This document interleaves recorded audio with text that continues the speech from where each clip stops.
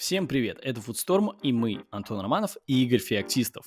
Если вы смотрели предыдущее видео, то в курсе, что сегодня у нас блюдо из селедки, а точнее форшмак. Мы старались сильно не уходить от традиционного рецепта, но при этом сделать его более привлекательным.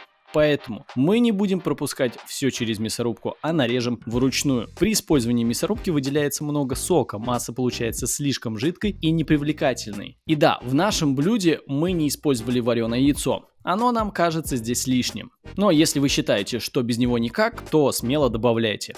Самое сложное в этом блюде – это разделка селедки. Как правильно это сделать, смотрите в предыдущем ролике. Для форшмака лучше брать целиковую сельдь, так как у нее более приятная и плотная структура. Но если вам лень с ней возиться, ничего страшного, берите готовое филе. Нарезаем все ингредиенты мелким кубиком. Лук лучше использовать шалот, он не такой ядреный и не будет забивать вкус селедки. Очищаем зеленое яблоко. Кожура придаст неприятную жесткость нашему блюду. Все кладем в миску и поливаем соком лимона, чтобы яблоки не потемнели, да и вкус будет очень крутым. Добавляем сливочный сыр и перемешиваем. Теперь также нарезаем мелким кубиком селедку. Можно даже порубить немного ножом, чтобы получились более мелкие кусочки. Добавляем в основную массу и перемешиваем.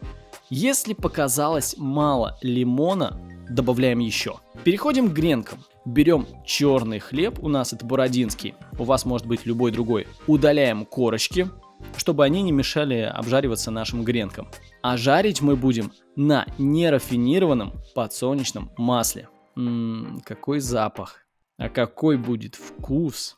Жарим на среднем огне. На высоком все сгорит к чертям, на маленькой высохнет. А нам нужно, чтобы сердцевина наших гренок была мягкой. Обжариваем с двух сторон по минутке с каждой стороны и перекладываем на бумажное полотенце, чтобы избавиться от лишнего масла. Ну вот и все. Осталось только намазать одно на другое, украсить чем-то зеленым и наслаждаться. Не забывайте ставить лайк, подписываться и заниматься едой. Это был Foodstorm, Антон Романов и Игорь Феоктистов.